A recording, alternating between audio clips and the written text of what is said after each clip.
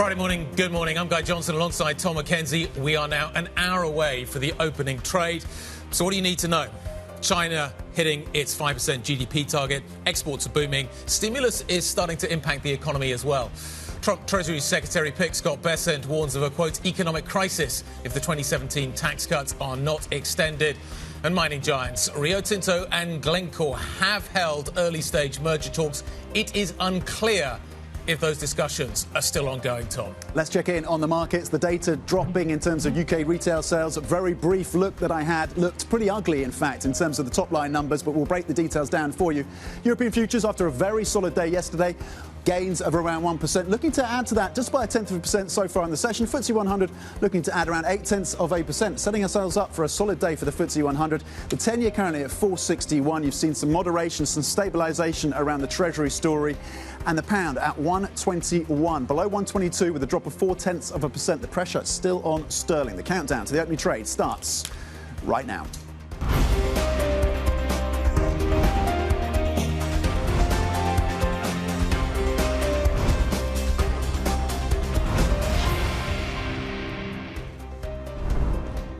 Friday the 17th, the last trading day of the Biden administration. Remember, there is a US holiday Monday.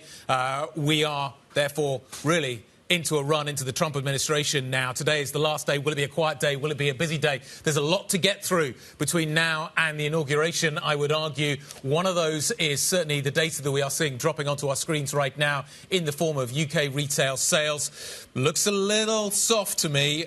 We've got a headline number of, this is the month-on-month number ex-fuel, of negative 0.6.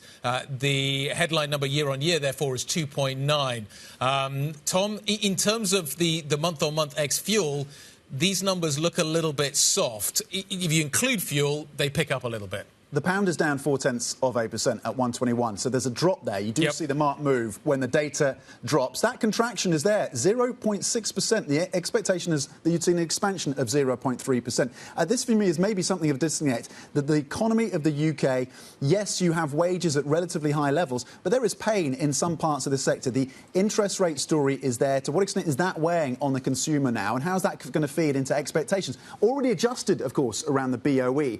Is this going to compel them to rethink how far they have to go in terms of rate cuts? This is a consumer in the UK that appears to be feeling the pinch. Absolutely. And you can understand why. Think about what has been happening in terms of the tax story, what has been going on in terms of the wage story. Wages have been relatively good, and there was an expectation that actually that would drive a consumer forward, but just uncertainty about interest rates, mortgages, all kinds of things at the moment weighing on the consumer, and that's starting to really show up post-budget in the UK data. I just want to flag something else as well. There's a line coming through. The PRA is announcing a delay to the implementation of Basel 3.1. Those are the banking regulations that we're all spending so much time talking about right now. Let's talk about China. Yeah. So the China data, 5%, that's great. This is, in theory, quite good news. It feels like it's being driven a lot by exports, though, which is obviously going to run into the Trump tariff story. But there also feels like there's a little bit of stimulus beginning to creep into this data. That's the green shoots, if you look for it. Towards the end of last year, Q4, finally officials stepped up. They put stimulus at play. We've talked about the fact that it was a gradual ramp-up of stimulus rather than that big bazooka. It got them across the line in terms of that 5%. But as you say, the key vulnerability going forward is exports that could very well be hammered by additional tariffs from the US. The export market for the US has shrunk versus the previous Trump administration from 20% to 15%. That's down. Then the property sector, by the way, investment in property investment last year falling 10%, contracting 10%. That's the biggest drop since records began in terms of property investment. Then you have the demographic story as well. The other line coming through is that the population shrank again for the third straight year, and that gap is widening between China and India when it comes to population growth. That will be further pressure on the pension system and the ability for China to fund itself going forward. Let's just talk about the green shoots for a moment. There is this voucher scheme that the Chinese are incorporating to try and get the consumer story going a little bit, to try and encourage people to go out and spend. I looked through the numbers a little bit earlier. There's clear evidence that this is actually starting to have an effect. There is a little bit of a consumer boost beginning to be generated by this, and it looks like there is the potential for this programme to be expanded as well. So this is something that has been discussed by Scott Bessent in slightly different terms. He's been talking about the fact that this is an unbalanced economy. He and Treasury Secretary Janet Yellen are aligned on this. They have both said that China needs to focus on its domestic economy. Many mainstream economists say that China is overly dependent, of course, on the spend around infrastructure and exports. They need to be able to put in place that base for the consumer to spend. The voucher scheme is one step towards that. So, to your point, is this the year, and we can speak to Diana Choyleva, who is really fantastic in terms of her understanding of the Chinese economy, on the ground often with policymakers. Is this the year when they go full bore on supporting China's consumer? It would seem, if you are going to see significant tariffs, that would be the logical step maybe to make, and maybe devalue the currency as well, which is maybe something that we've also seen evidence of thus far. Talking of currencies, talking of what is happening with the US, the kind of the other side of this coin, Bessent, Capitol Hill yesterday, really solid hearing. He looked like he really kind of was kind of in control of the narrative in terms of what he delivered yesterday. The standout story comes through that he is very keen to make sure that the 2017 tax cuts are continued. He talks about an economic crisis at the back end of this year if that is not delivered upon. Yeah, he sounded like there was a real sense of urgency on that front. I mean, they'll get it through, presumably, given that they have control of all three parts of the US government. But the way that he framed it as a potential economic crisis, if you don't extend those tax cuts, that he says will have the deleterious impact, negative impact on the US economy. He also talked again about the independence. Interestingly, he was pretty clear the Fed should be independent. He was not dithering on that. So maybe whether that becomes a point of friction between him and Trump in the months and quarters ahead. But this was, to your point, a pretty solid performance. That was the takeaway. He seems to have sailed through this. He will probably get that final sign-off. And then we'll see what he does on the tariff front. He also said he doesn't think tariffs are going to be inflationary, ultimately. And interestingly, more voices are coming around to that view, that tariffs don't necessarily mean additional inflation in the US. It depends. I think we'll find out beginning of next week. The inauguration is coming through. Apparently, the Trump administration, the president himself, elect, is lining up a whole series of announcements that are going to come through quite quickly. So are we going to get the gradual approach, or are we going to get the kind of shock and awe approach in terms of what is happening with this tariff story? We're on tenterhooks now. Basically, we're into the run. You've got MLK Day on Monday. The markets are going to be closed Monday in the United States, certainly the cash markets. So today, in some ways, the last trading day before we get to that. We do not have a statement this morning from Rio on the story that has obviously captured the mining world's imagination overnight, the possibility of a Rio-Glencore deal being talked about. We first reported it. It is in some ways, response to the size and scale of BHP. But it's interesting that these companies... Putting these companies together, incredibly difficult. All kinds of issues surrounding it from a regulatory point of view, also in terms of a portfolio point of view. Glencore's got a huge footprint in coal, which could be problematic as well. Is there a logic in putting copper assets together? I think maybe that is a more compelling argument. But getting such a deal over the line with such different cultures, such different footprints, fascinating. And do you really... Are mega mergers in mining, do they deliver for shareholders? It's interesting to see what is happening in terms of Rio's share price overnight in Australia. A little bit of weakness, maybe some concern coming through from investors, but no regulatory statement this morning, which I'm surprised about. Glencore shares rising 3.6% on Tradegate, and this is something of a hark back to 2014 when Glencore made an original approach to Rio Tinto. To your point... which way round is it? So the line is always that there's no such thing as a merger. So who's taking over who here? Yes. Well, the copper assets... this is one of the key pieces from the reporting from the team. The copper assets that Glencore actually has in Chile, and the fact that Rio have been eyeing those, could be key in that regard. But what do they do on the regulatory front? What do they do with the coal assets, and what do they do with the assets in parts of the Congo that Rio apparently have no appetite for, operating in that kind of region? They have over 130 different mines around the world, Glencore, and then, of course, the trading business. Started as a trading business, and then have added the mining on top of that, but now have about 130 mines. So are you spinning those off, selling them to private equity? There's all sorts of potential implications from this, but what it all comes down to, seemingly, is copper and expectation that desire for copper is going to continue. I think there's a distinct lack of clarity around the story this morning. Our reporting suggests that maybe the talks are ongoing. We don't know at this point. Certainly, there was an early-stage talks, the set of early-stage talks back end of last year. The FT is reporting that they are over.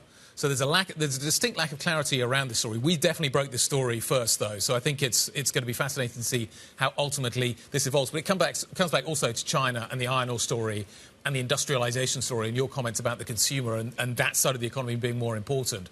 So I think there's a definite China angle on all of this. Plenty to discuss as we head into the weekend.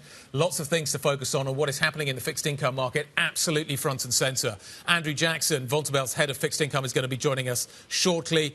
Jessika Roswall, the European Commissioner for the Environment, Water Resilience and a Competitive Circular Economy, that's quite the title, is going to be joining us a little bit later on. We'll try and hit all of those various remits. Max Kettner, HSBC's Chief Multi-Asset Strategist, is going to be joining us as well. We'll get his take on what is happening. How bearish, how bullish is Max feeling as we go in to the Trump administration? What else do you need to know this morning? The Israeli Prime Minister Benjamin Netanyahu says a deal to return hostages held in Gaza has now been reached. In a statement, he said government officials will gather later today to sign off on the deal. Netanyahu had previously accused Hamas of reneging on parts of the ceasefire agreement, risking its completion. The Gaza-based militant group says it remains committed to the deal. SpaceX has lost its Starship rocket during its 7th test flight, an unexpected setback after making steady progress with this program. Despite the loss, SpaceX successfully caught the rocket's super heavy booster in midair using giant mechanical arms. The cause of the loss is unknown, and the company says it will be going through the flight data to determine ultimately what went wrong. Incredible pictures. This thing is captured, the booster bit at least captured on the ground. And Bloomberg has learnt that President-elect Donald Trump is planning to release an executive order elevating crypto to a national policy priority. Still under discussion for inclusion in the order is a directive for all government agencies to review policies on digital assets and pause litigation involving crypto. The order could include the creation of a national Bitcoin stockpile. So, Tom, they've got a whole load of Bitcoin. The reason for it is they've basically taken it as part of investigations and judicial investigations. So they've got some Bitcoin. They've got $20 billion of Bitcoin sitting in an account somewhere. Surprised me a little bit. So they could make that into some sort of a national stock. But it's interesting that this is being pushed as hard as it is. It also seems slightly contradictory when you think about what is the other priority of this administration that Bessent was talking about yesterday, which is for the dollar to remain the preeminent reserve currency. In theory, you could argue that maybe Bitcoin is a threat to that. But it does seem as if the Trump administration, Trump himself, very much on board with the idea that the US should make progress here. Gary Gensler is out, of course, so you'll have an SEC head who will be more favourable towards crypto. Coinbase, executives from other platforms have been donating to the inauguration fund. It all seems to be lining up for more supportive policy for crypto, and Bitcoin's back above 100,000 today. So it's back above 100,000. I just need to check the GIP2 on my Bloomberg just to see what is going on in terms of the move that we saw higher. Not a big move higher. So I just wanted to check the 2-day. So this sounds incredibly positive in terms of the fact that actually they are going to deliver upon this almost on day one, and it's going to be quite extensive in terms of the impact that it's going to have. Bitcoin, maybe already pricing this in? A lot of optimism already priced in, but we were comfortably above 100,000 towards the end of 2024. Profit taking at play, clearly. Bit of a surprise, arguably, when you make this a policy priority on a similar line to energy as a priority and maybe drilling and getting more oil and gas out of the ground. You're putting on a similar level with that. You have the regulatory changes coming through. It seems possibly this is being priced in, but maybe this is a story that kind of grinds its way higher through the weekend. But clearly crypto is now going to be set for some further additional positive catalysts potentially in the weeks ahead. But to your point, how much of that is already in the price? There is plenty more coming up. We're going to hear from the details in terms of, the bank earnings. Wow, they've just been smashing it. US banks. To what extent does this widen the gulf with their European counterparts as well? European bank earnings later, of course. We're going to get the details on Morgan Stanley, Bank of America beating estimates as well. And the banks have been returning a lot of capital to shareholders, about $100 billion last year, and it looks set to continue through this year as well. Plus, we're going to hear from Reform UK leader Nigel Farage about his relationship with Donald Trump, Elon Musk, along with his party's plans as well, the plans for Reform UK that has arguably the wind behind its back right now. Up next, though, markets gear up, of course, for a new US Treasury Secretary, what he could mean for the dollar, as we've been discussing. We get back to the markets, get some views on where Bessent leaves us in terms of details around the policy agendas. If you have any questions of your own for our guests, send them to us on IB plus BBTV Go. This is Bloomberg.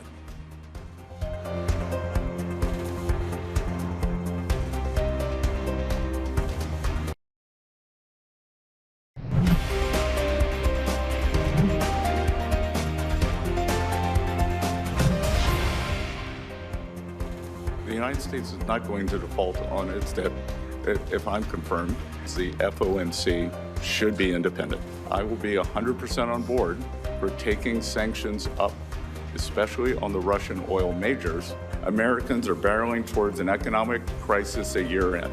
If we do not renew and extend, then we will be facing an economic calamity. On CBDCs, I see no reason for the U.S. to have a central bank digital currency. I firmly believe that if confirmed and with your counsel and support, we can usher in a new, more balanced era of prosperity. As long as there are tax cuts. Treasury Secretary nominee Scott Bessent speaking at his Senate confirmation hearing yesterday. Let's walk further into these details and what Wall Street took away from what was said yesterday in Washington. Valerie joins us with the details. Guy, it seems like the nominee for Treasury Secretary is very much in line when it comes to economic policies of President-elect Donald Trump. But very interesting to see from Wall Street that there was no discussion on Treasury issuance. Scott Bessent has been very critical of the Yellen years, where she issued a huge amount of T-bills instead of extending out duration farther along the curve. We were worried he could perhaps say something about terming out the debt yesterday, and that's spooking the long end, spooking this Treasury curve steepening further, but he did not say that. He did go on to say that he supports Federal Reserve independence, supported tougher sanctions on Russia. He also had some comments to say about China and their unfair trade practices. Take a listen. China is the most imbalanced, unbalanced economy in the history of the world. They are in a severe recession/depression. They may have -4% disinflation, and they are attempting to export their way out of that as opposed to doing the much-needed internal rebalance. Exporting their way out of this economic slump in China, causing cheap goods to be dumped in the U.S. He is not a fan of that, perhaps overshadowing the fact he would be tough on tariffs when it comes to China. Watch out for how the dollar performs on Monday if we get any flurry of executive orders from Trump on that manner. But speaking of tariffs, we have heard from two policymakers recently that they are doubting the tariffs' impact on inflation. We heard from former Fed Governor Kevin Warsh, touted to be the next Fed chair, saying he doesn't see a significant impact on inflation from tariffs. We also heard from Fed Governor Waller saying he sees the same thing. Further interesting comments, though, from Waller that made this Treasury rally take another leg higher for the second day in a row. He said he does see the Fed cutting in the first half of this year and did not take, he did not take the March meeting off the table, meaning that March meeting for a Fed cut is still live. Valerie, thank you very much indeed. Lots going on in terms of the Treasury market. Let's get some more details on what is happening here. Andrew Jackson, head of fixed income at Vontobel, joining us from Zurich. Great to see you, Andrew. Talk us through, was there a takeaway yesterday from the Bessent hearing that is useful for the fixed income trade? We're trying to figure out what is going to happen. We're trying to get a steer on what is going to come Tuesday. We're waiting for the inauguration. We're waiting for all the executive orders to come through. Was there any early indication within what Bessent said that you think changes the picture? I think the key takeaway for me from yesterday and what we've seen over the last few months is that there is more uncertainty within markets than maybe markets are predicting. In terms of interest rate policy, in terms of tariffs, in terms of trading relationships, I think there is a high degree of uncertainty, and I don't think markets are pricing that in. We've seen over the last 3 years an almost unprecedented level of volatility in interest rate markets all around the world, in shapes of yield curves all around the world. And now we're starting to see major global currencies start to move apart from each other in terms of both their FX and in terms of their interest rates. I think it's just really, there's more uncertainty than we're used to.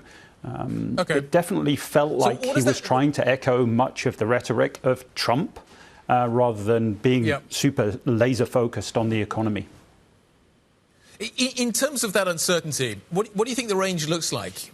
Let's use the US 10-year as an example. You've got Nomura out joining T. Rowe Price talking about the possibility of a 6% Treasury yield this year. We posit that 10-year US Treasury yields are still too low in relation to two of its key drivers, consumer price inflation and the fiscal balance. That's what Nomura economists are saying. They think 6%. What do you think the range is? Is it now 3 to 5? Is it 4 to 6? What do you think the range on a US 10-year is going to look like this year?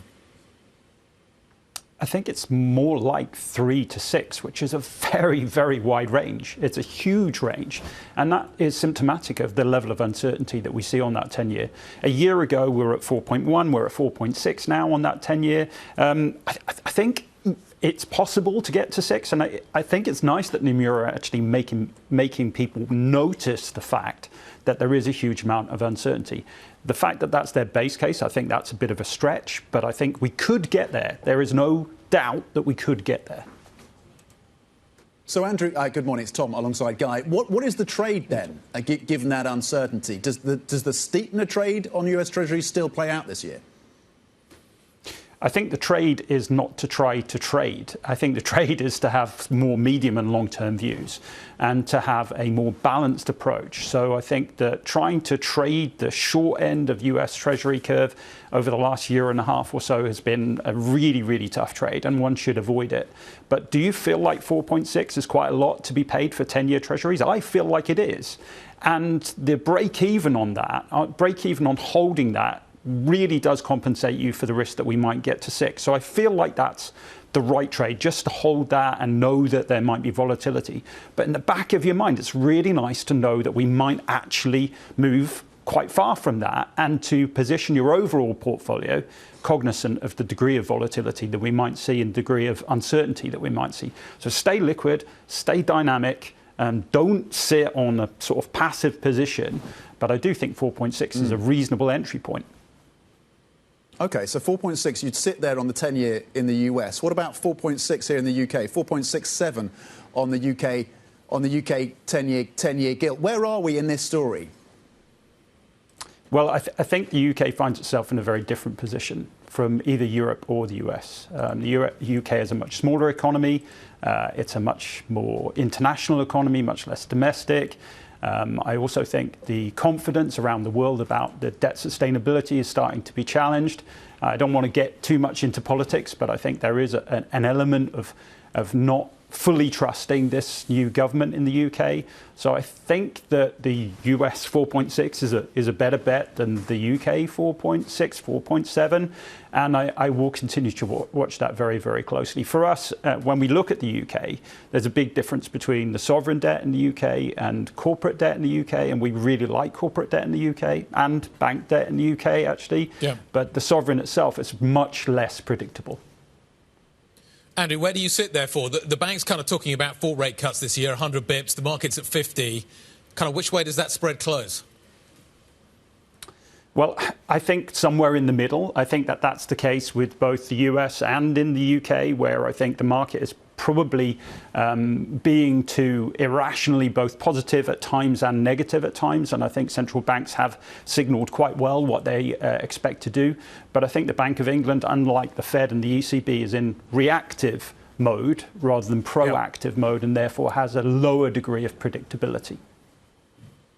Andrew, great to catch up. Thanks for stopping by to join us on the show this morning. Andrew Jackson, head of fixed income, joining us from Vontobel. Coming up, we're going to look at Donald Trump's impending return to the White House. What's it going to mean for the European environment? Jessika Roswall, the Europe's Environment Commissioner, joining us next.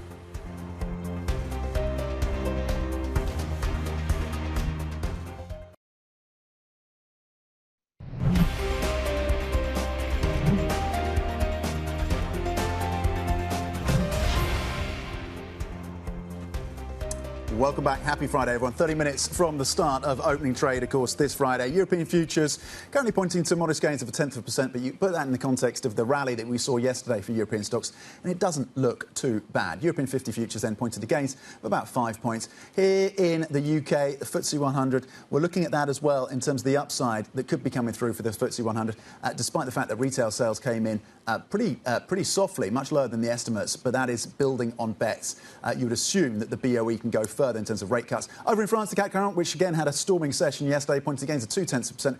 S&P futures stateside after some modest losses yesterday, looking to add about 0.1%. Checking on bond markets as well, just briefly, the US benchmark 10-year is currently yielding you 461, stabilising in the session today. Not a lot of volatility in US Treasuries right now. Chris Waller saying that they could still be a cut in the first half of this year. Let's turn to geopolitics. The Israeli Prime Minister Benjamin Netanyahu says the country's security cabinet will meet today to give final approval to a deal with Hamas to pause the war in Gaza. Let's go now to Tel Aviv, where Oliver Crook is now. Ollie, let's talk about this cabinet meeting because it feels critical to me. Is there enough support within the government, within the coalition, to approve this agreement?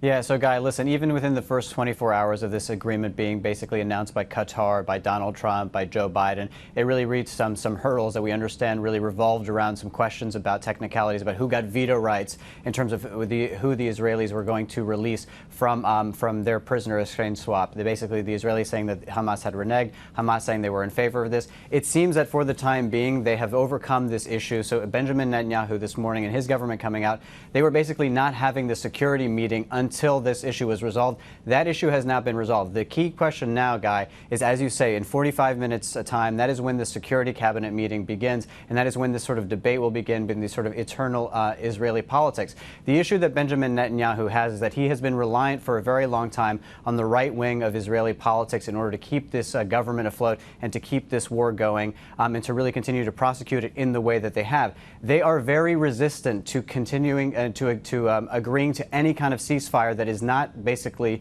have Hamas's total destruction as the outcome. So this is going to be a key question. There have been questions about some of the leaders basically walking out of the cabinet and basically walking out of the coalition, basically trying in objection to agreeing on the ceasefire. The issue is this, that even if they do that, you still could continue this agreement and continue this government with a minority government. And there is so much pressure domestically here in Israel to get this deal over the line, to get the hostages back, that you could even get more support from other parts of the sort of spectrum of Israeli politics. But that is exactly the debate that we're going to see over the next 24 hours. But really the entire world and much of Israeli society really holding their breath that you can get this over the line and begin this ceasefire here on Sunday and the release of some of the hostages.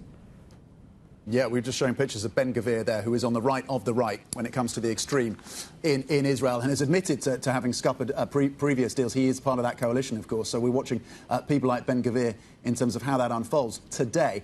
What happens? Let's assume the deal gets through the cabinet today. What are the next steps then? What are you looking for on Sunday, and what beyond then, Ollie?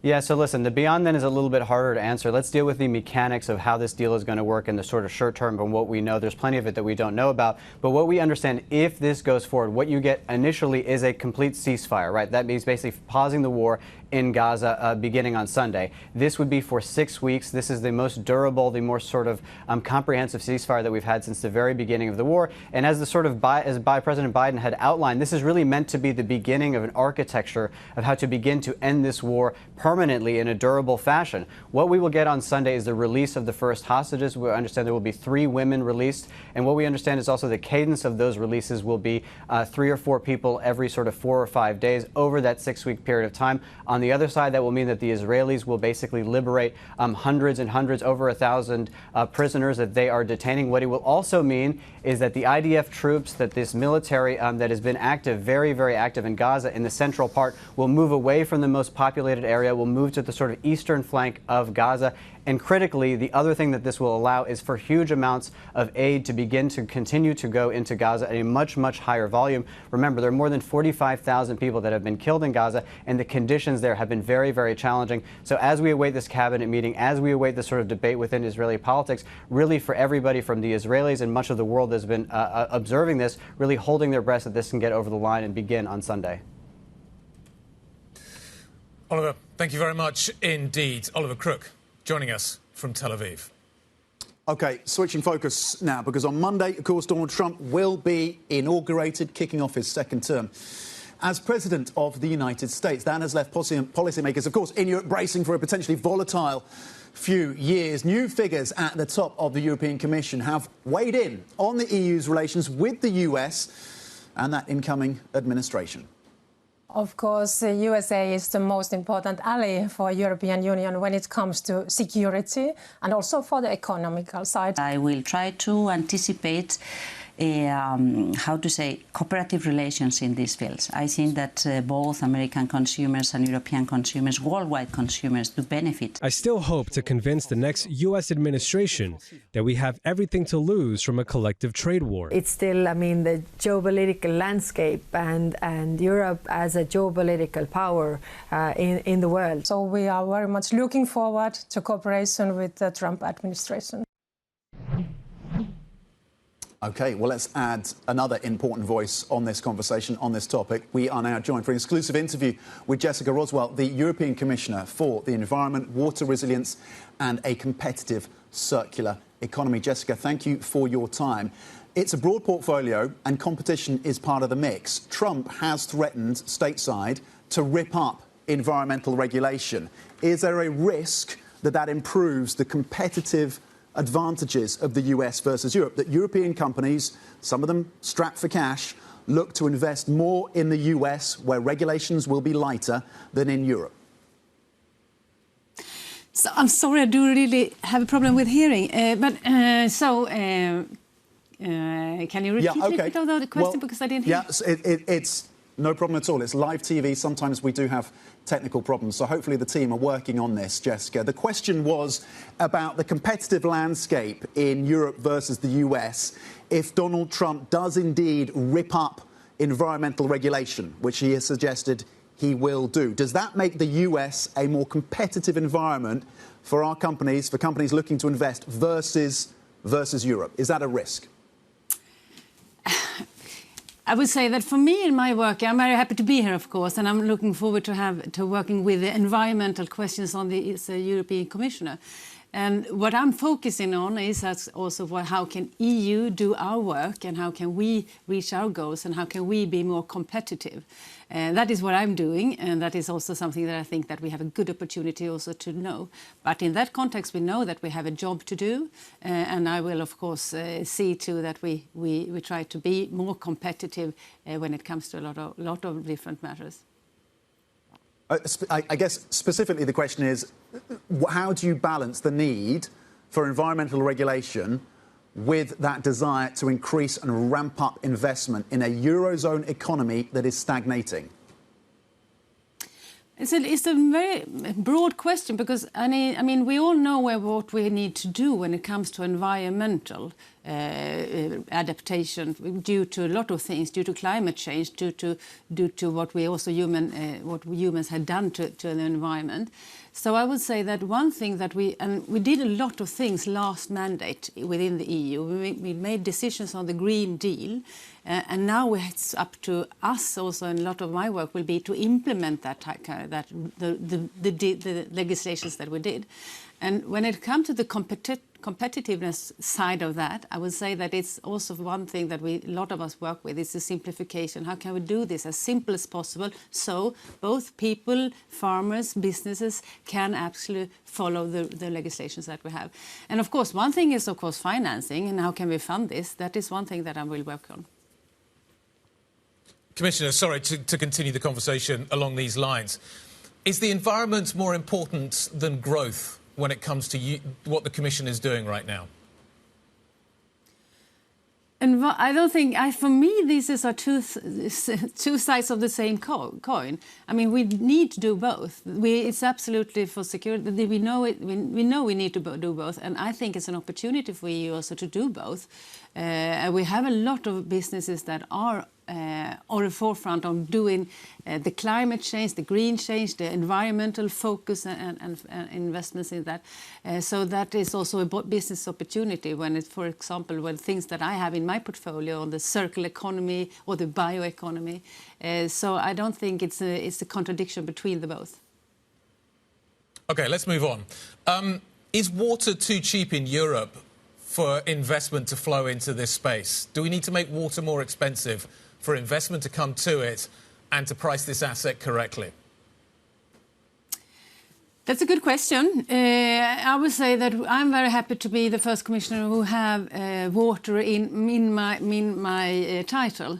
It's one way to show that President von der Leyen is very eager that this is a priority for EU. And yes, we know that water is a huge challenge for Europe and for the globe, of course.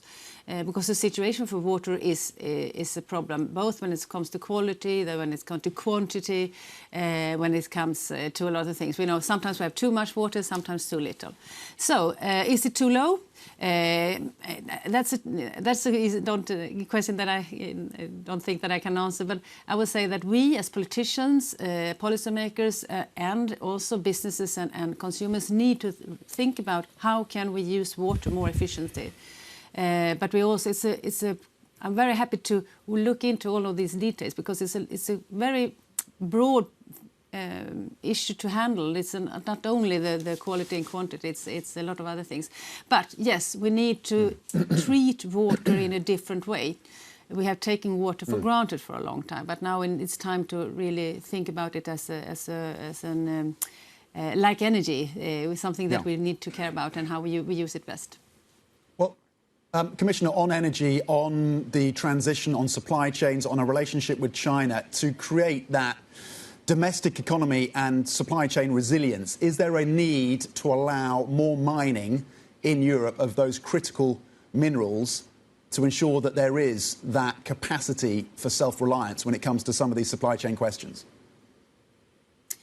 So we know that the demand for critical raw material has increased very much the last years due to a lot of things, due to digitalization, due to the green transition.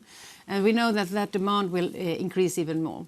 So we need, of course, have mines also in the European Union because we also need to be resilient ourselves. And always bear in mind that it has to be an environmental high standard doing. So that is why one thing that I think is very important for me and for others also to look into, and how can we increase the secondary critical raw material. Now we know from example the Mr. Draghi's report that here Europe and the world has a lot of potential.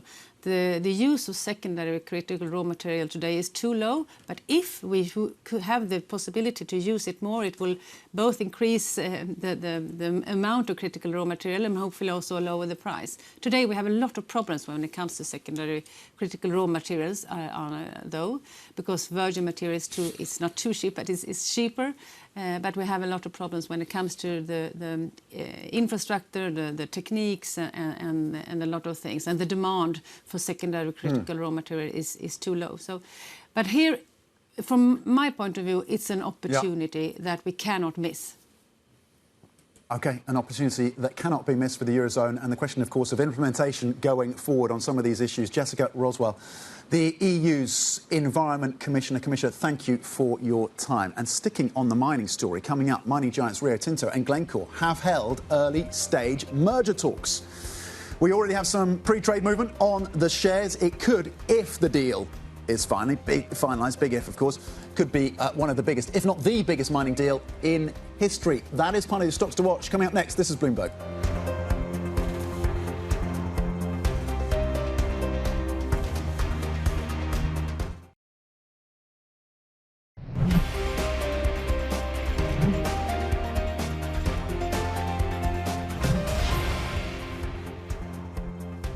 European futures pointing a little higher. We're 12 minutes away from the markets opening here in Europe. The FTSE's up a little bit more. The reason for that actually is maybe some bad news. Retail sales out of the UK this morning driving sterling lower. You factor that back into what are you going to see in the FTSE 100. You've also got this mining story. We'll come back to that a little bit later. Let's talk about the broad picture, though, we're seeing in these markets. We're joined now by Markets Live Executive Editor Mark Cudmore. Mark, today is the last trading day of the Biden administration. Then we get a long weekend in the United States. We get the inauguration and Trump takes over. How much risk is there for markets between now and then? Between now and then, very little. But when Trump obviously takes power, I think there's a potential for immense moves. We've been having this debate recently because obviously previously you would not really have cared about inauguration days. Even in Trump's first presidency, this was not a big market mover. But he has vowed to sign many executive orders on the first day, potentially hundreds, according to some people out there. Now, it's what he signs. There's just a massive dispersion of views. And that means it's quite interesting. Even theoretically, if Trump took no executive orders on the first day, that would actually be market moving right now because there's so much of the market that have big expectations for what he might deliver. But so the range of expectations out there is massive, which means whatever happens on Monday afternoon in the US, Tuesday morning in Asia is going to be market moving. It is going to be a volatile start to the week. Now, whether it continues being volatile depends on what is ultimately delivered or not. The S&P is up about 56% during Biden's term, 4 years. So we'll see if Trump can best that when he takes over, of course, the helm from Monday, Tuesday. Mark, when it comes to the China data, the markets seem to kind of look through it. The GDP number hit the target. There's some big challenges still, particularly on real estate, particularly the demographics of China. Yeah, the China story has not really changed. Today, the data was very good, and I thought it was interesting that no one wanted to care about it because it was very good. It would have been a much more talked about story if it was really, really negative data. We know that the China story is structurally very problematic. They're not going to, the real estate story is going to be one that's going to take years to turn around. They're not going to fix that quickly. I am in the camp, and that's a very small camp, that believes that the government has got the message and they're taking major steps and that they have stabilized the situation, that the market will do better this year as a result. That does not mean it's a structural bullish story suddenly. It does not mean the economy is suddenly going to run away in a very strong performance. What it means is that markets can do slightly better this year because the government realizes the problem and is doing what is necessary to stabilize, not get a big new bull market. Sales selling this morning. Retail sales was weak. Yeah, look, the data out of the UK is just absolutely terrible at the moment. Yes, sterling should probably suffer because the data has been so poor this week. And I think what's going to happen actually is that, while obviously this increases rate cut bets from the Bank of England, sees front-end yields lower, I'm not so sure that long-end gilts do well out of this. I think that the data has been so poor, it's problematic for the government's budget plans, which again sees maybe more pressure come in on long-end gilts later on after we process this data. So this is probably going to be yield curve steepening. And ultimately, that stress on the UK bond market isn't going away, which means stress on the sterling is not going away either. Yeah. So the cut being almost fully priced in for the Bank of England for February, 92%. But the market's still only around 2. The bank's around 4. You've now got members of the MPs. 67 okay, basis so points. we're just north of 2. Yeah. The bank's signalling 4. Taylor, I think, was signalling 6. So the gap between the market and where the bank potentially could be getting wider. You could argue, like, if we get north of 50, that maybe we're beginning to close that gap. But certain dovish members are now beginning to push north of 4 in terms of what expectations look like. Mark, where do you think the BOE should land on this? I mean, Blue Bay Asset Management, Mark Dowding was telling us that inflation is going to get worse from here for the UK. Does that constrain a Bank of England, or does their focus now shift to what you say is the terrible data of this economy? The inflation data absolutely could constrain the Bank of England. I think the way you've got to look at this is in a relative value play to the rest of the world. Back in November, we talked about the need to kind of tighten in the rates divergence between the Bank of England and the US. We've seen some of that. But I still think the fact is that we're pricing in, a really sustained divergence in yields between, say, for example, Europe and the UK. And I think that's not likely next year. Now, it is hard to know what Trump's going to deliver next week. And that's going to really play into the global inflation story, the global growth story, the global trade story. Everything is going to be changed by what he delivers over the coming weeks. And that means rather than having an outright view on the Bank of England pricing, I prefer to kind of say that I think that Bank of England, the rates pricing path in the Bank of England will end out converging a little bit closer to Europe over the next year. I'm not saying it's going to close that gap entirely. So either that might be a world where, European rates rates need to go higher, or it's a world where UK rates go much lower to get back down to Europe. But having an outright view in any country at the moment is hard before next week. That's a really interesting call on a potential convergence between Europe and the UK. As you look at 460 on the 467 on the UK gilt versus 250 on the German Bund, so more than 200 basis point spread. We'll see if that spread narrows, as you suggest. Mark Cadmore, Markets Live Executive Editor. Thank you. Let's get a check on some of the stocks that could be on move. Bring in Joe Easton from our equities team. Joe, happy Friday. Morning, Tom. Happy Friday. So absolutely massive news in the mining world overnight. We've got reports from Bloomberg saying that Rio Tinto and Glencore have held early-stage discussions around a merger. Now, we did see a little bit of weakness in Rio, which also has Australian shares, and also we saw a gain in Glencore. Not much trading on the ADR in the US, so bear in mind we might see a bit of a move higher on that one today. Glencore, actually the outperformer since the pandemic. But JP Morgan writing on a note that this will put focus back on the rival Anglo-American, which previously had a takeover bid from BHP. That one in focus, as well as those other two companies. Then in terms of Schroders, reports of job cuts at the company also coming from Bloomberg. Now, this stock has been weighed on by its heavy cost base, so potentially that might be seen as a way to turn around the share price for the asset manager. In terms of Smiths Group in the engineering world, we've got reports that an activist investor is looking to break up the British company. The stock recently hit a record high following some positive sales results.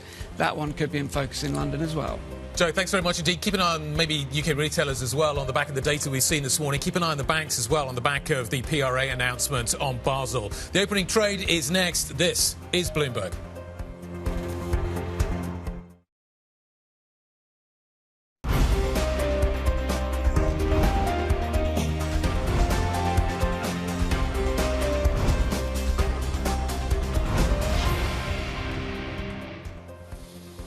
Friday morning, good morning. Last trading day of the Biden administration. We're a couple of minutes to go until the opening trade here in Europe. A little bit of downside pressure maybe coming from this chart. White line is where Europe finished. That's where the US finished. A little bit of a fade at the back end of the session yesterday in the United States. Maybe that gets priced in this morning.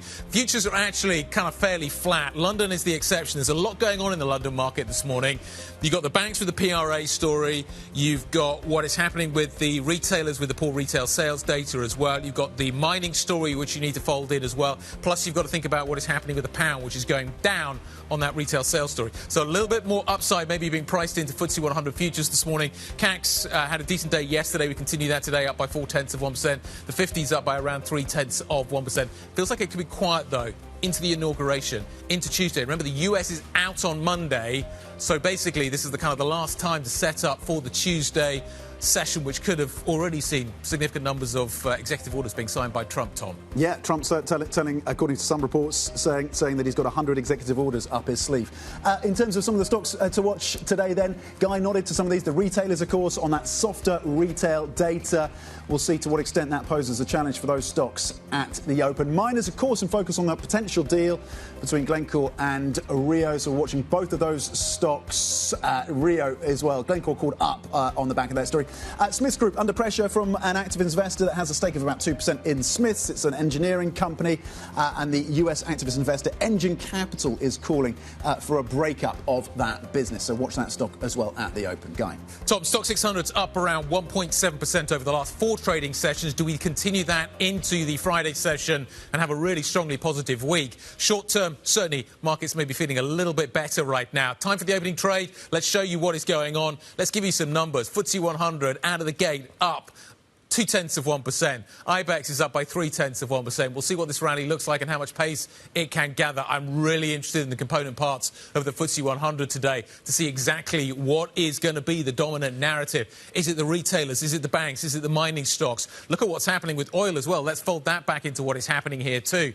You've got the Stoxx 600 up by 0.2%, but as you can see, the FTSE's up by nearly 1% already at the get-go this morning. The CAC 40 continuing its run yesterday. Luxury was a really big theme yesterday. That has maybe continued today. We're up by around 0.6%. We'll wait for the Swiss. We'll wait for the Germans. Tom, what's going on with the sector story? Basic resources at the top of the list right now. So gains of more than 1%. Glencore is certainly a factor there. Energy, as you say, looking at 4 straight weeks of gains for oil prices, above $80 a barrel on Brent right now. Energy as a sector is up 0.8%. It's now the third biggest gainer across your sectors. Utilities is near the top as well with gains of 0.8%. On the downside today, at least for now, we'll see how the pricing comes through.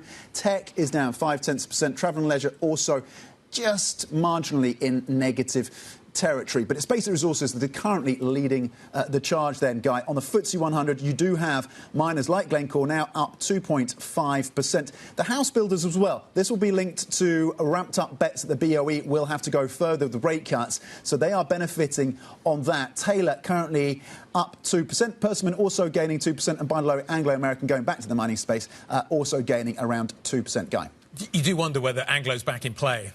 You put that kind of story back on the table, the mining consolidation story, and you do wonder whether Anglo is going to be under pressure. The FTSE 100, let me just go back to the FTSE 100 on my screen. The FTSE 100 has got 96 stocks up this morning, 3 down and 1 unchanged. It is a positive picture. Miners are up. You've got, as you say, Smith's on the rise. There's also the banking story that looks like it's getting a little bit of a boost here this morning. Barclays is up by 1.5%. So you're certainly seeing that narrative coming through as well. You've also got the pound lower, so that's a factor you want to put in. But actually this morning, a fairly decent mix in terms of the domestic, non-domestic stocks moving higher for the FTSE 100. In terms of the Stoxx 600, what are we seeing? It's actually a very similar picture to what you've got in London. Smiths, Glencore and Tain are the biggest gainers on the market this morning. Some of the shipping stocks are showing a little bit of weakness this morning. But on the Stoxx 600, the breadth is pretty positive as well. 502 up, 85 down, 12 unchanged. Linking to what we're seeing in the home builds in the UK, yields down then, 5 basis points at the front end. The 2-year here in the UK,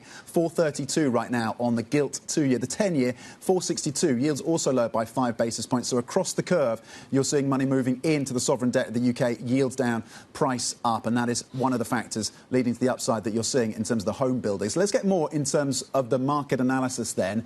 Max Kettner standing by. Guy, you're going to bring him in. He is. Is he bearish? I'm trying to think of the last time I can think about Max Kettner being bearish. Did I misread your note this morning? No, I think we were tactically quite cautious because we were entering what we call this danger zone on rates, so yields ever going higher. And that, of course, was sort of threatening, OK, if we get any kind of more hawkish data, CPI a bit above expectations or retail sales above expectations, are we going to move to a world where the market will have to price in even a higher probability of rate hikes for next year, or even perhaps push it back into 2025 and see a probability that the Fed may already have to hike this year. And that, of course, equity spreads, risk assets overall don't like that at all. We've always got to remember, for risk assets overall, it's pretty binary. And we've learned that in the last 2.5 years, right? We all have always these conversations around, how high of yields can we have until equities go down? The reality is, it's so simple. It's like, well, as long as they cut, it's fine. We're all happy. It's like, yeah, but instead of 7, it's now 4 cuts. I'm like, yeah, whatever, fine. But it's really the moment when we go, oh my gosh, they may not be cutting. They may actually hike. We've seen that in the last couple of weeks. Are we still at that point, or do you think that point has gone? I think that point's gone away. The point's gone, right, in the last 3 days. So your risk on now? Yeah, I mean, we've never really changed. All we've really said was, OK, now is the point where you probably want to put on some hedges. You want to be like, you want to put on a Russell short for a month and be like, oh, if this thing really, if this thing really goes towards 5%, if 10s really go towards 5%, we can see another couple of percent down. But it's not really the time to say, oh my gosh, I need to be properly bearish now. Because always remember, with yields, the issue with yields is it's sort of self-defeating. So what we call that danger zone, it's not something where you go in and then you'll be rattled for months and you'll be like, oh my gosh, this is never going to end. No, it's kind of self-defeating, because you go in and as yields move ever higher, obviously what we have is people, you get more and more people really scared about the impact of higher yields, the impact of potential rate hikes on growth, on risk assets. Equities go down, VIX goes to 30, 40. And what do? Well, you buy bonds to hedge against it, and yields go down again. So by the very definition, it's all kind of self-defeating. One of the big corporate stories at the moment is the Bloomberg reporting about a potential tie-up between Rio Tinto and Glencore. Just to get into some specifics around corporates, there's a line crossing right now on the Bloomberg terminal. Rio Tinto, Glencore talks said not to be currently not to be currently active. Again, this was Bloomberg reporting that they had considered a tie-up that would have been the biggest deal in mining history. The line crossing just in the last minute or so, Rio Tinto Glencore talks said not to be active. Miners are up as a sector in the UK. The FTSE 100 is gaining again. A solid session for the UK. Yields are down. Max, do you buy the UK? Globally, no. I'd still be buying, the US over pretty much everything. I know it's super consensus, US exceptionalism and all that. I'm sure you hear that about 100 million times a day, and you're like, oh, great, Max is going to tell us the same story that we've heard about 10 times already today. Which parts of the US, then? I think its banks are really great. Because you're going short Russell 2000 yeah. right now. Okay. Look, the Russell is an incredibly good short. Because the problem with the Russell is, historically, you've got all these these materials and industrials, and it's all this early cyclical stuff. So you'd think, hey, if the US is really doing well, you want to buy the Russell because it's geared towards domestic growth. The reality with the Russell nowadays is you've got 42% of the companies that sit on negative earnings. You don't want to buy that. So if you're wrong on growth, you get absolutely smacked. And the issue is that almost 40% of the debt in the Russell is also on a floating rate. So think about the two tail risks that you've got. You're either going to be wrong on growth, and growth is not going to be as strong as you thought, or you're going to be wrong on rates, and growth is much stronger than you thought, and yields are going higher. So in both of those tail risks, you're going to lose out with the Russell. OK, that's the call on the Russell. What do you buy, then? Don't say Mag 7. I buy Mag 7. I wasn't going to say it, but just because you said don't say it, I was going to say it. Would you increase your holdings in Mag 7 right now? Yes, I think so. I think, look, the reality is we are seeing already productivity gains in the S&P 500 driven by AI. So I know there's a lot of skepticism. I know there's a lot of skepticism around evaluations, around monetization. The reality is when you look at the S&P and you look at revenue growth, right? You look at revenue growth in the US, you compare it to cost of goods sold growth in the last year and a half. There's actually been a gap opening up between those two. Those lines usually follow each other, right? Which kind of makes sense. You sell more while your costs go up proportionately. Right now, in the last year and a half, you've seen a gap, a wedge opening up between those two. So you're already seeing that actually companies are starting to sell more, but without the proportionate increase in costs. That is already productivity gains. Are earnings going to be good? Yeah. Are earnings going to match expectations? Oh, yes. I think, with earnings, we have this perpetual thing, at least for the last 2.5 years, where consensus says, oh, yeah, I get it, last quarter was better than expected, but I'm not going to change my full-year forecast, so therefore the next quarter has to be worse. The setup that we've got right now for Q4 is that virtually all the sectors are down quarter-on-quarter in terms of expectations, except for tech. And let's bear in mind that tech is mostly an NVIDIA and Mag 7 story and a story around the Christmas bump. Because we always realise on the 23rd of December that, hey, I haven't bought my Christmas present yet. How about an iPhone? It's like it's this sort of Christmas seasonality that we've got in tech. On your Christmas list. That sounds fantastic. Yeah, I got a lawnmower. I got a lawnmower, as you know. No? But I guess you give yourself the lawnmower. I did. Well, no one else would do it. No, perfectly reasonable Christmas present in my book. Is it? Okay. I did throw the hint on Guy, but he didn't give it. I didn't. No, I knew you were going to get one, so I didn't bother. No, but on the earnings, look, the overall index level in terms of earnings expectations is virtually flat quarter on quarter. When we look at year-over-year earnings, of course it looks high, but that is because the last 3 quarters we've seen growth. So it's just base effects. The reality is that virtually all the sectors, consensus says, oh yeah, they've gone down quarter on quarter. As long as that pattern on earnings expectations continues, that you got positive surprises during a quarter, but then consensus says, that's fine, but it doesn't change my picture of slight skepticism, so therefore I need to revise downwards the expectations for the next quarter, and you head into the next season with revised expectations down. You're going to play this game in perpetuity. Once that pattern stops, once consensus really says, right, we acknowledge we've been wrong and earnings are genuinely strong, we're not going to revise our expectations. That is the point then where you can fundamentally be bearish. Up until that point, it doesn't work. Fundamentally be bearish. At some point that will happen, I promise you. Are you fundamentally... You're not fundamentally bearish? No, not at all. Well, not at all in the US. No. What about the Eurozone, though? I mean, if we get to... We're on 102 right now, euro-dollar. You get to parity, is a call from some. If we get there, how beneficial is that potentially to the corporate earnings? It's very beneficial. Overlooked by the markets? Yes, it is. Cheap euro, the benefits for corporate earnings in Europe. I definitely think it is, because when you look, for example, at the DAX, or look at last year, look at GDP growth, actually globally, look at the largest countries and the largest indices in the MSCI world and look at it versus GDP growth. Look at Europe. Look at the largest European countries versus equity performance last year. The R-squared, the explanatory power, the correlation between the two, zero. Absolute zero. So if you had been last year like, oh my God, Germany, it's looking cyclically so stretched. Well, the equity market was 20% up. Why? Because it's got SAP, it's got Infineon, it's got Rheinmetall, it's got Siemens Energy. So it's got all those companies that have really high shares of foreign revenue. So they're looking at this now and they're like, I'm loving this.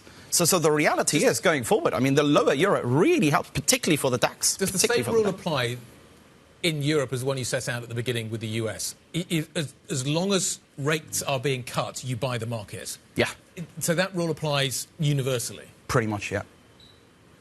Just talk about the rest of the year, just in a little bit more kind of broader terms. Namir is out with the call this morning talking about 6% yields on US 10 years. T. Rowe Price is already talking about 6% yields as well. The risk, we were talking to somebody else about this earlier on, the risk is that we see a range of, let's call it 3 to 6% on a US 10-year this year.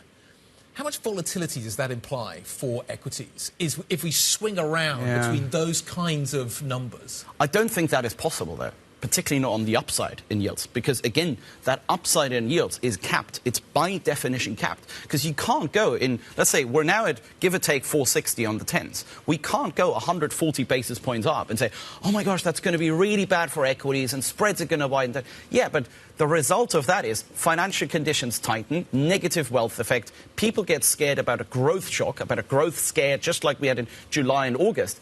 It works for like 2-3 months. Think about last year. It's driven by issuance, though, doesn't it? It depends if it's driven by... But then it's even worse, because then you could say, OK, that's only... Think about it. So what could drive yields higher? We could have higher break-evens, higher inflation expectations. You're long equities, you're long a nominal asset class, great, right? Like, I don't care.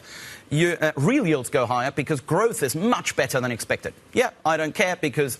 That's what inflation is. You've got to fold inflation into that argument to make it. But the thing is, right, like, let's say if inflation expectations go higher, you're long a nominal asset class with equities and credit. You don't care. If real yields go higher because of better than expected growth, earnings growth is higher than expected, you don't care. Those long duration assets go down, like tech? But I'm not sure, because the last two years, I mean, in reality, real yields went massively up, and that correlation no longer works. You think it's impossible that we get to 6%? It's to me, I don't really see a way, because it stokes, that is a natural cap in that danger zone. It's so self-defeating that people basically get scared about the growth or the impact on growth, the impact on earnings. Let's be honest. Once you get to something like the 18th of December with the FOMC meeting, VIX blows up to almost 30. People are already like, oh, how high of yields can the equity market stomach? We can't go up 140 basis points from here in a straight line and think, oh, equities are going to go down in a straight line 20%, but no one's going to buy bonds to hedge it. They're all going to look at them like, oh, I lost another %. But why would I hedge with bonds? No, that doesn't work. Of course, people are going to get scared. I'm like, oh, we're now at a level of yields where it's really choking risk assets, so the negative equity bond correlation is firmly back. Let me buy duration to hedge for a growth scare. And that naturally brings yields down again. So I don't think it's possible. It's all good. We're out of the danger zone. Max, great to see you. Chief Multi-Asset Strategist at HSBC Global Research. Thank you very much indeed. Core 6 looks like this morning. Let's figure out what's going on in terms of the single stock story. A fairly mixed picture, as you can see. Luxury's kind of holding in there at the moment. You've got a decent bid in Schneider. Novo's a little soft, though, which is interesting. Miners absolutely front and centre in the London market. Joe Easton's back with us. What do you got? So as you say, Guy, miners really at the front and centre of this market this morning. Now, we did see these stocks gaining at the open, including Glencore. We're up around 3 or 4% at the open. But then we got those headlines that you mentioned about how there are not currently talks ongoing between Glencore and Rio. So we've seen the stocks coming down very slightly, particularly in terms of Glencore. We're trimming that gain. But it's clearly a case of no smoke without fire in terms of this M&A situation coming back into the mining world at the moment. Anglo-American, as flagged by JP Morgan, Morgan and you guys on the show earlier, that is potentially now back in the crosshairs of maybe another deal. Will that come through? Will there be speculation around that? But clearly a big part of the market at the moment. Then in terms of that UK data, really interesting because we are seeing the retailers weakening, but it's kind of a bad news is good news story on the yields, on the pound. So we're seeing the likes of Taylor Wimpey in the home builders coming back up because gilt yields coming down once again, like we saw with that inflation data earlier in the week. So therefore, the interest rate outlook actually getting better ahead of the Bank of England meeting next week, and the rate-sensitive stocks are gaining. Then in terms of Smith's Group, we have got news of an activist, a US activist, saying the company should be broken up. Now, Citigroup just put out a note on this saying that they actually agree with that and they think the valuation is really too low on Smith's Group. We're seeing that reacting on that for the UK engineer, up 3.5% at the moment, doing pretty well on that one. Then in terms of the gambling stocks, the bookies, we did get a report out of a Voke. Now remember, this used to be called 888. It's the 888 operator, saying they've done really well in terms of their last quarter. Now we have seen some updates recently from the likes of Flutter saying that they didn't do well because everyone was winning too much money on the US sports like the NFL. But we're not seeing that from a Voke, and therefore we're seeing that stock coming up 7.5%. Entain also rising as a read across for the gambling stocks today. Then finally, in the ratings changes, the Dutch chemicals group IMCD, that's an overweight at Barclays today, seeing a decent gain in that one and a nice price target on that, some upside, 2.8% in terms of the move today. And Vivendi downgraded. Now that stock was down around 2.5% at the open of trading, but it's come back up recently. Now HSBC cutting. This is after the company was broken up. They spun out Havas, Canal Plus, and now not so much value in that. It's coming down, ticking back to unchanged. But Vivendi in France downgraded to hold from HSBC this morning. Joe Easton from our equities team, thank you very much on some of the stocks on the move this Friday. Coming up, we're going to check back in on the Rio Tinto and Glencore story. What would a potential tie-up mean for the sector? We know now that they have been talking. Talks currently are on hold. We discuss that next. This is Bloomberg.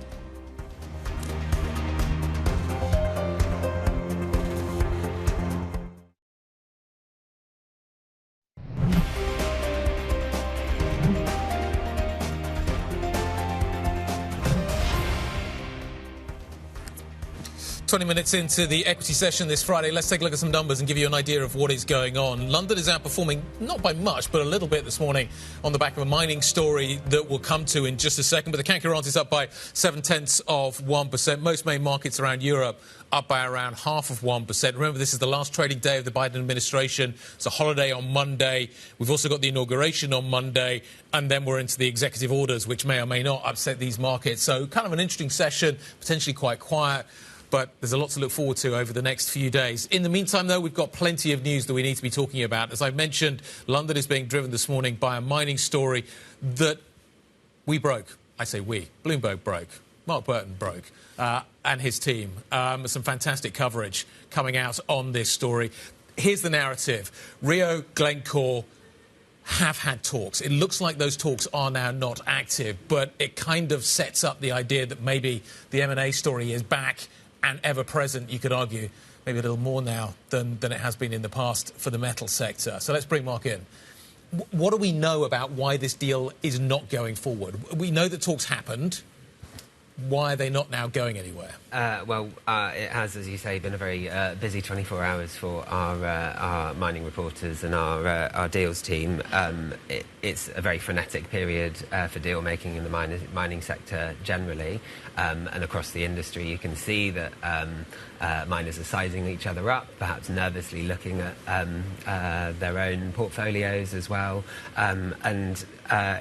It's a great time to be doing deals in the mining sector in some sense, but it's also quite a difficult period to get deals done. If you look at copper in particular, which is the commodity that has really kind of motivated a lot of the renewed interest in deal making, prices are fairly rich on both sides of the investors in any potential deal will be keen, if they're the acquirer, not to overpay for the assets. If they're the acquiring company, investors will want a very sort of fulsome price for the copper in particular in their portfolio. So there's a very high hurdle to get any kind of deal done at this point in time, but undoubtedly a lot of interest in doing so.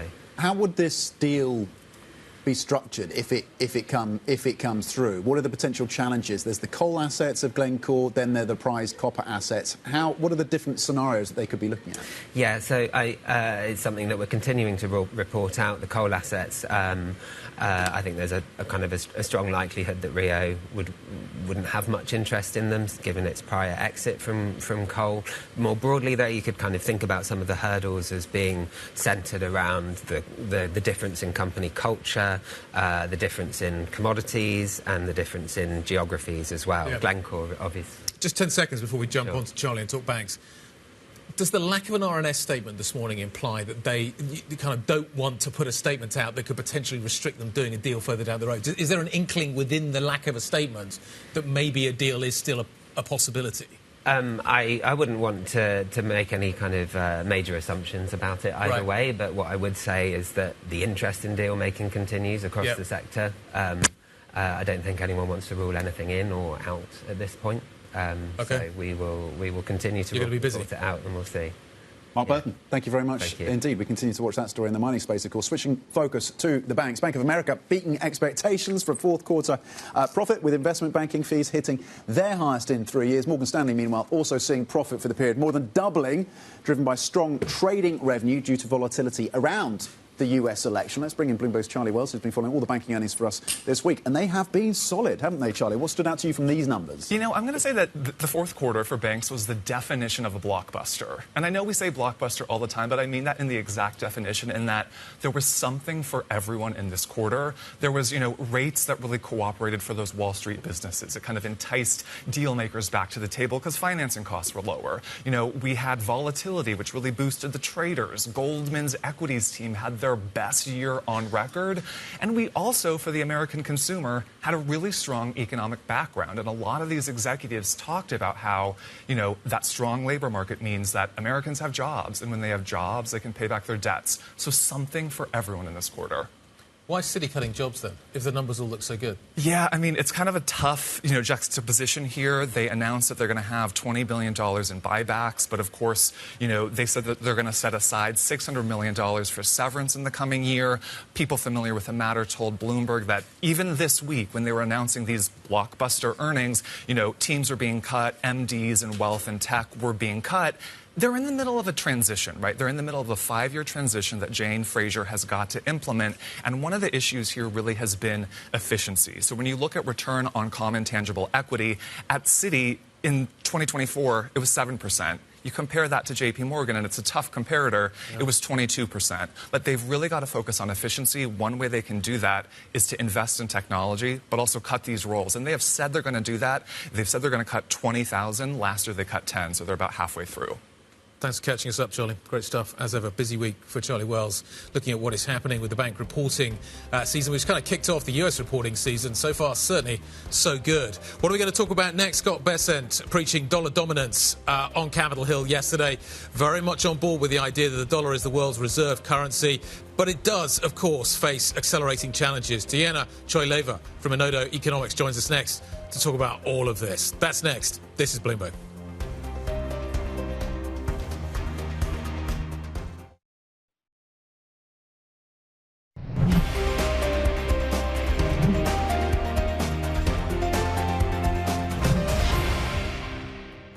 The Treasury Department plays a critical role in protecting American national security. We must secure supply chains that are vulnerable to strategic competitors, and we must carefully deploy sanctions as part of a whole-of-government approach to address our national security requirements. And critically, we must ensure that the U.S. dollar remains the world's reserve currency. Scott Bessent, Donald Trump's nominee for Treasury Secretary, speaking at his confirmation hearing Thursday. Broadly, he seems to have sailed through that process, at least. There seems to have taken a big step forward to having that nomination confirmed as the US Secretary of State, incoming, of course, taking over from Janet Yellen, who is currently the Treasury Secretary. Views on China, views on the dollar, views on the importance of making sure that those tax cuts are pushed through and reinstated. They're set to run out at the end of this year, saying that if they aren't, that would create a financial crisis. But on the dollar, we heard from him there. He was pretty firm on this. He's aligned with Trump on the importance of ensuring that other countries don't try and de-dollarize. I wonder if there's a tension point there, because he also talked about increasing sanctions on Russia. One of the reasons why you want to have less exposure to the dollar is so that you're less vulnerable to those kind of sanctions. He was also pro-tariffs.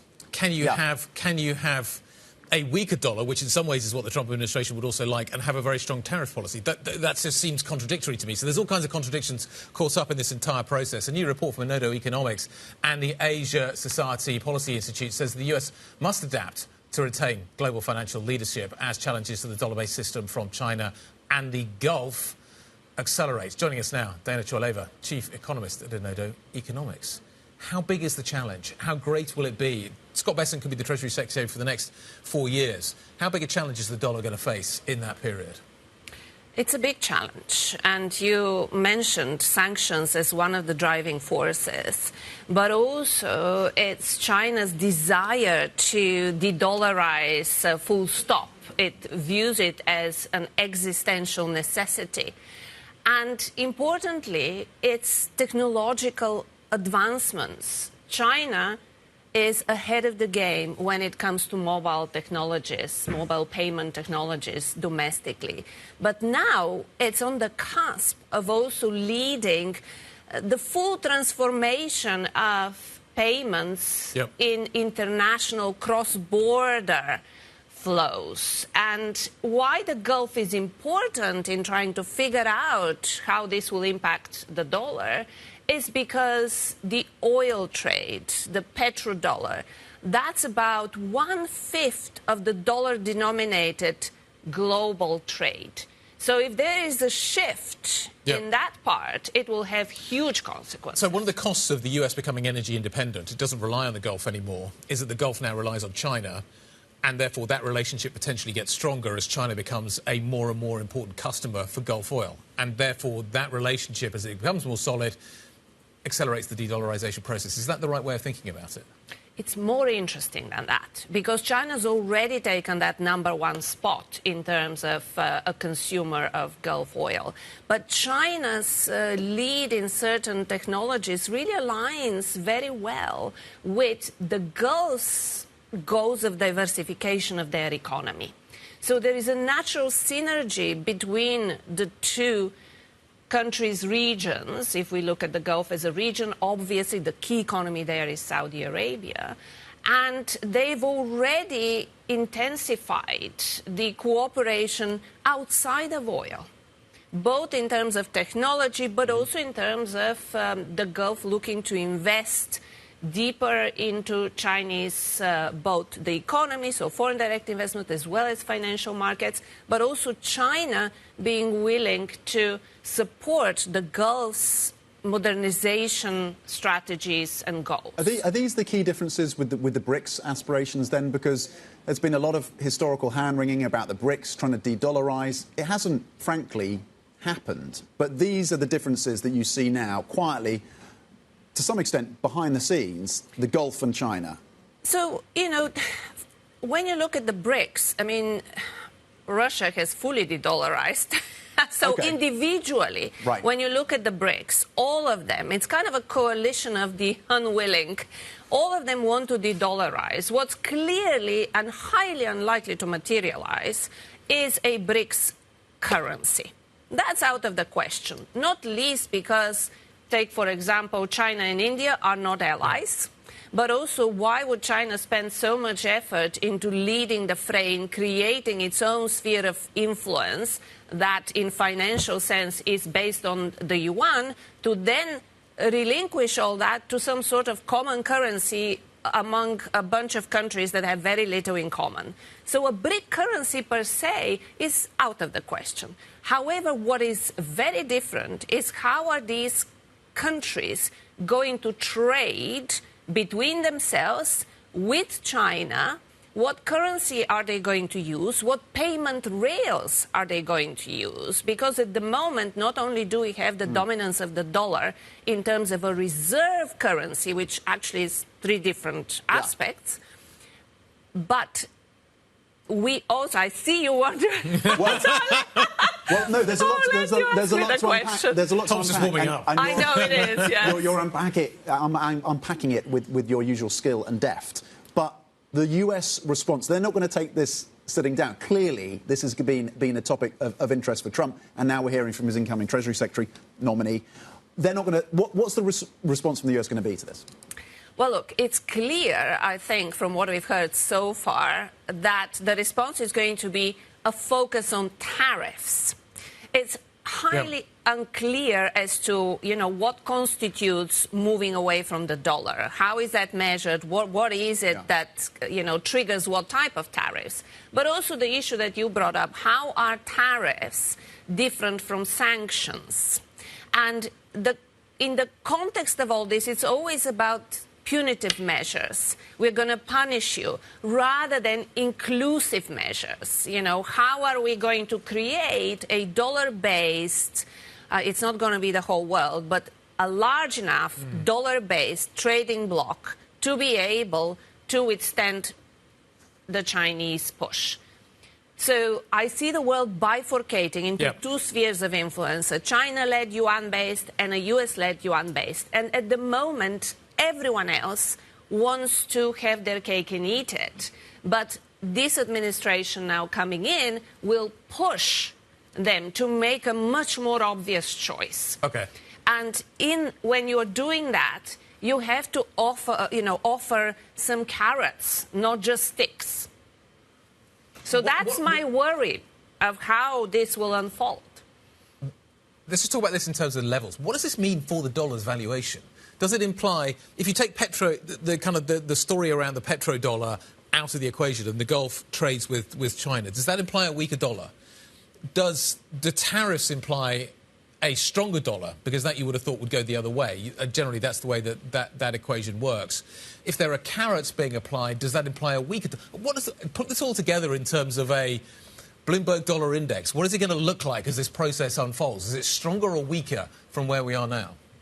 Well, look, first of all, I think just to make the point that both Trump and Scott Bessent don't seem to put the need for a weaker dollar very high up in their priorities. Okay. What we've heard yesterday in particular, but also looking at what they've said before. So clearly here it's protecting American interests. It's looking at the issue through a nationalistic lens, and it involves still very much industrial policy, though changes in that industrial policy. We're going to see clean energy being de-emphasized significantly. So within that, really, I think what will drive the dollar is how will the U.S. economy perform in response to the new administration's policies. That will be the key driving force on the dollar side. It's not going to be, if you'd like, first of all, the administration is not going to try and influence it directly, but what they're going to try and do in terms of in terms of tariffs is not, compatible with a weaker dollar. But simultaneously, on the other side of the equation, China is not keen on significantly weakening its currency. Yep. It will be the last resort. And the reason why they're not keen, outside of macroeconomic issues and the fact that actually it's not particularly overvalued, to be honest, on our estimates, is the geopolitical side. They have tried to present the yuan as a stable alternative to all those countries that are now mulling it over, whether they're going to go with China or the US. Every single crisis, whether it's the Asian financial crisis and the global financial crisis, they haven't devalued. Why would they do it now when it's even more critical for them to ensure that other countries opt for the yuan and not the dollar? So do they have the ability, of course, if flows push, if there is a pressure on the currency, do they have the ability to defend it? Yes, they do for about a year and a half if we have a very significant downward pressure. Yep. But then in a year and a half, a lot can happen. Better leave it there. Time beats us. We've covered a lot of ground. I still feel there's more to do. We haven't even touched on the Chinese data, which came out overnight.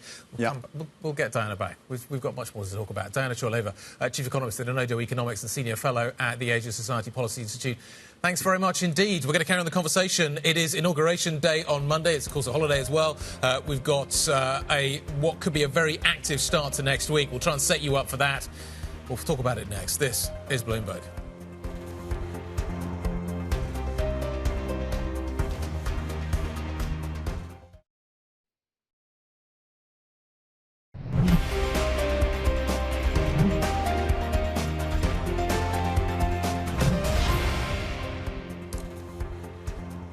Welcome back. Happy Friday. Now, Brexit architect and Reform UK party leader Nigel Farage, of course, says Elon Musk is a force for democratic good. He also described him as a hero, but he said he should not be seen to be dictating what the US Treasury Department do. Here's some of our interview with Farage. In America, you know, billionaires have more influence over society than we do in Britain. There's no, culturally, there's no question about that. Musk is a very powerful figure, of that there's no doubt. But I also think he's a hero. I mean, if you think back to the last election in 2020 in America, where the Hunter Biden laptop was there, the evidence was clear of criminality, for which he's now been convicted of one or two things. The evidence was, I mean, all sorts of things were there that deserved to be in the public domain, especially his father's close relationship and telephone calls with various companies. That's a separate issue. No, it isn't. No, it isn't at all, and I'll tell you why. Yeah. All the social media channels forbade any conversation about that subject. The Americans had an election with no debate on this issue.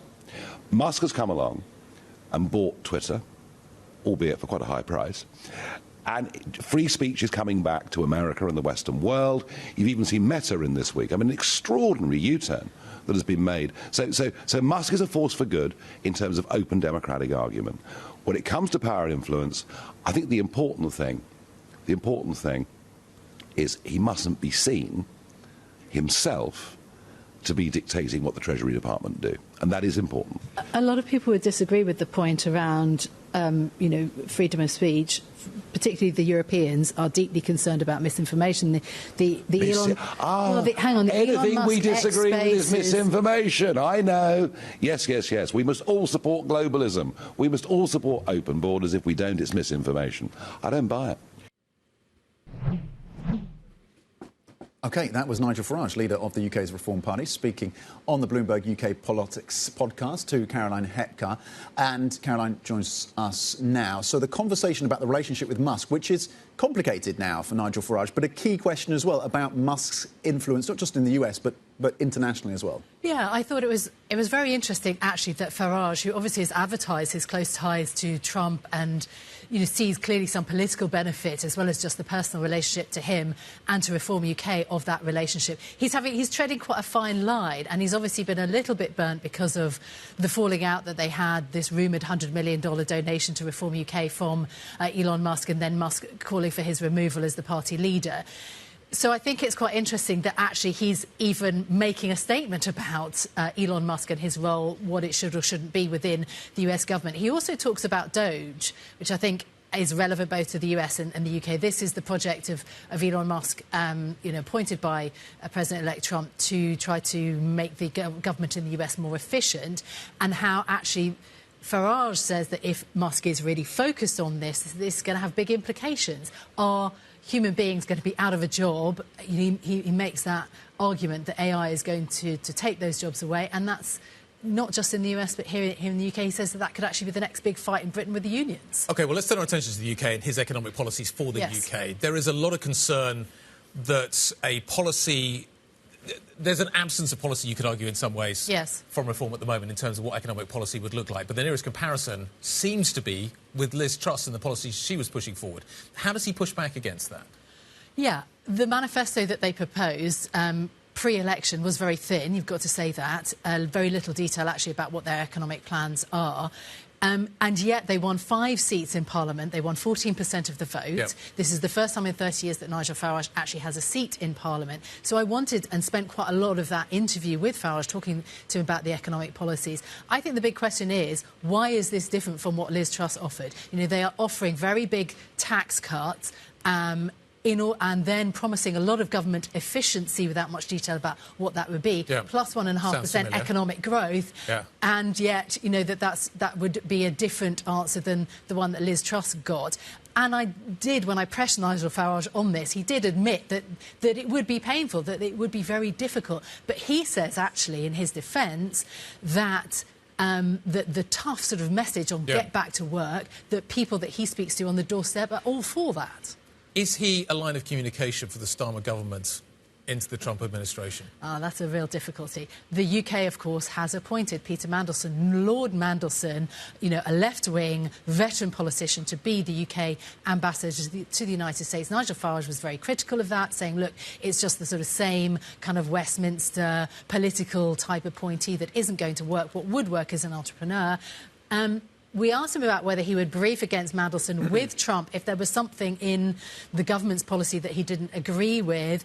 He has said in the past and said again that he would help, that he would do what is in Britain's best interest. But I think there are lots of question marks around that, aren't there? Farage also said that there were trade deals for Britain with the US on specific sectors, not the big overarching UK-US trade deal that Britain would, of course, love to have. But he did say that he thinks that that is possible. He named a number of sectors, whiskey and motorbikes and so on. But again, it's about delivery. It's one thing to say that people might be talking about it, it's another to actually deliver it. Do we put Nigel Farage and the Reform UK, they've got the wind in their sails right now, do we put them in the same category as the AFD and National Rally, who have, the AFD's received that support from Musk, notably, in terms of right-wing parties in the ascendancy? And to what extent is Farage trying to tack maybe a little bit more centrist on some issues to take advantage of that wind in the sails and broaden the appeal? Oh, no, absolutely. There is clearly a line to broaden support. The manifesto is largely in 2 out of 5 of the priorities of Reform UK are around immigration. He will have no comparison to any other European parties. There are similarities and there are differences. He doesn't mention any other parties that he might be akin to or whose policies he might embrace, not Marine Le Pen or AFD or anybody. He says, we're unique. He also says that Reform UK is a non-racist, non-secular party, and he has clearly drawn the line with, far-right figures, including Tommy Robinson, who's obviously in jail. He's done that a number of times. But yes, the vote that he won last year in the election in Britain, obviously, he took a lot of votes from the Conservative Party. Now he's very much going after Labour. He wasn't above a few digs at the Labour Party, talking about Rachel from accounts when he was speaking of the Chancellor, Rachel Reeves, that she didn't have answers in his view. So he is obviously trying to broaden his appeal, but there's a long way to go before the next election, 2029. Can he shift that duopoly? 100 years we've had Labour and Conservative in power. Can there be another third upstart party? Had a few coalitions in the meantime, but... Yes, true. I agree. That's the main point. Caroline, thank you very much indeed. Fantastic interview. It's well worth a watch. Go and find it. There's so much stuff in there that is worth paying attention to in terms of UK politics and international politics. Nigel Farage off to the inauguration, Donald Trump's second inauguration on Monday. Ahead of this event, Bloomberg Originals has taken a look at how Florida has now become the new centre of power in the United States. Miami Vice, the Magic Kingdom, spring break, alligators, and retirement homes. These things are often associated with Florida, but Florida is changing. If you look at Miami right now, it's definitely a migration. They're coming from everywhere, most notoriously New York and Chicago. It has become a tech haven as well as a financial services haven. The state has really done an effort to court financial workers, court banks, and create what we call Wall Street South. Florida has also transformed into the center of the Republican Party. The rise of Florida Republicans really begins with COVID, when the whole country was locked down, but DeSantis had decided to keep Florida open and went around bragging about what he called the free state of Florida. The great state of Florida. Trump has made Mar-a-Lago the center of the United States government, and the people in his administration have roots in Florida. The whole ethos of the modern Republican Party is Florida. Trump himself is Florida. I think there are few places in the world where you're seeing such a combination of money, power, wealth, politics, all mixed together, all influencing each other. This is not your grandmother's Florida anymore. It's not your grandmother's Florida. Centre of attention certainly maybe shifting, you could argue, out of Florida into Washington. The inauguration is coming up. Where is the real centre of power, though? There's a lot of Florida influence in what is about to happen in Washington, D.C. But it's fascinating to see who is coming. So California is going to be there as well, pretty well represented. The tech story is coming to town as well. You've got some of the really big names lining up from the tech universe. Yeah. And they are beating a path to Donald Trump's door. Jeff Bezos is going to be there on the list. Of course, Elon Musk, given his central role in the upcoming administration. Zuckerberg as well. And the notable changes that have come through from some of these CEOs as they try and adjust and align with the incoming Trump administration. The reform, the changes, the transformations, however you want to characterise it, cynical or not, as they trying to curry favour with Trump. Interestingly, Shou Chu as well of TikTok US, apparently, according to the New York Times, is going to be put on the dais, a prominent spot during the It's really inauguration. interesting, just in terms of the timing, because there's a holiday on Monday, and because of the way that the TikTok ruling is going to come through today, it's going to fall to the Trump administration to enact that ruling, and the idea is that it will basically say we will look for a reason for granting some sort of an extension, give the whole sort of process a little bit more time to unfold. Trump, obviously, it seems certainly keen, maybe, to maybe not see that ban come into force. And his Attorney General pick as well, nominee Pam Bondi, has not commented. She said she was not definitive in terms of whether or not she'd actually implement that law as well. So it's the implementation, to your point, which could be key in the days ahead for TikTok. There's just a story I just want to bring to everybody's attention before we wrap the show up. Shipping stocks really in focus right now. The Houthis have just come out with a statement indicating that as a result of the Gaza ceasefire, they are suspending attacks within the Red Sea. Now, that has had a massive inflationary impact in terms of the global shipping story as prices have gone up, as a fact that you've had to go round the long way. Now, obviously, this could change quite significantly, and you wonder how cautious the shippers are going to be. But here is there's an economic translation coming out of the Gaza story into what is happening in the Red Sea. I'm sure our team are reaching out right now to the CEOs to get them on this, to comment as to whether or not they will now feel secure enough and safe enough to send ships through that passageway, given the military assets that have been deployed as well to protect that waterway. Let's talk about the weekend. We're done with the week. It's a holiday in the US on Monday. The inauguration is coming up. NFL playoffs, I'm told, kick off this weekend. Ultimately, the road to the Super Bowl. You've got the golf, Dubai Desert Classic. That's a great one. London Short Film Festival. I think the downhill is in Wenger. Love a short film. Wenger, downhill. Yeah. Okay. That wraps up my Sunday nights. You're set. I'm watching the skiing. I love watching the skiing on Sunday night. Very relaxing. That keys us up for Davos. It does. Snow boots. Arsenal, Aston Villa. I had to check my timing. 5:30 tomorrow. That's going to be the game to watch, I think, in the Premier League. That's it for the Opening Trade. The Pulse is up next. This is Bloomberg.